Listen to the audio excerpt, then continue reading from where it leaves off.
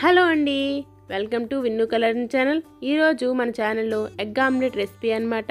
Egg ఆమ్లెట్ని ఒక్కరు ఒక్కో విధంగా వేస్తూ ఉంటారు, కానీ నేను ఎప్పుడు ఇంట్లో ఏ విధంగా వేస్తాననేది చూపిస్తాను.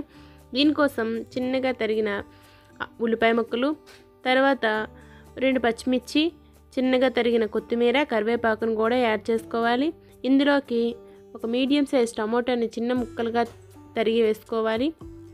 తర్వాత 1/2 టీ స్పూన్ వరకు పసుపు, 1/2 టీ స్పూన్ సాల్ట్, చిటికెడు కారాన్ని కూడా యాడ్ చేసుకొని ఒకసారి కలుపుకోవాలి. ముందుగానే మనం కారం పసుపు అనేది వేసుకోవాలి, ఎగ్ కొట్టిన తర్వాత వేయకూడదు.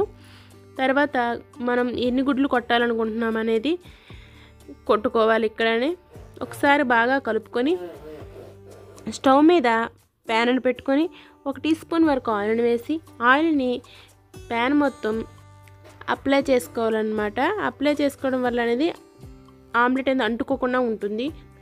ఆయిల్ అనేది హీట్ అయిన తర్వాత ఆమ్లెట్ అనేది మనం వేసుకోవాలి.